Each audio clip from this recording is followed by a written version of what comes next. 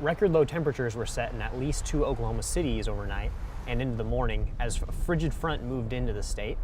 Tulsa recorded a temperature of -2 degrees to set a record that was set back in 1912, and the temperature in Ponca City fell as low as -3 degrees, setting another record that was set back in 1968.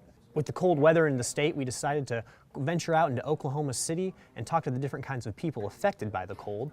First being Keith Moran, the general manager of an all-state battery center, who gave us some helpful tips to residents on how to be prepared when the cold comes in and what business is like when the freeze hits for people in need of a battery. When it gets as cold as it is today, all those fluids in that motor, they don't want to move, and that just takes the last bit of that battery out. So what I recommend to people is to have that battery checked periodically, specifically when you see this type of weather coming. Having that thing checked would be good because there's really not a convenient time for a battery failure. I think the phone's rung at least 100 times today.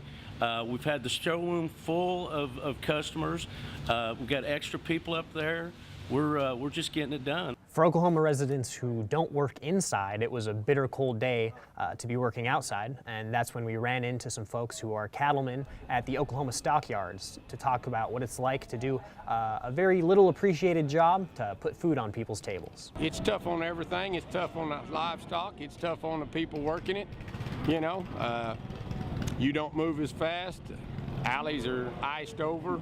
You know, cattle's wanting to fall down. You can't go in there and sort as fast. It's just more time consuming.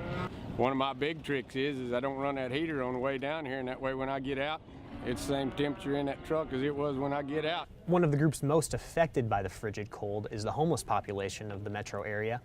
We talked to many homeless men and women who are braving through the cold, as well as the CEO of Jesus House, a local shelter, to talk about the different options they have for the homeless community and what they can do to stay warm.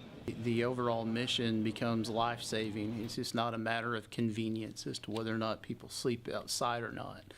When the weather gets bitterly cold like this, people can and do die.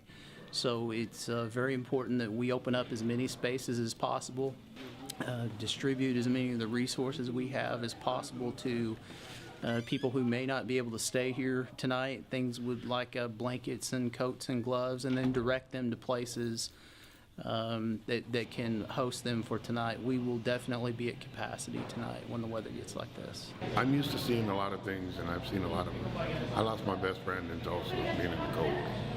You know, didn't have not enough cold, clothes. So it's hard. It's very hard.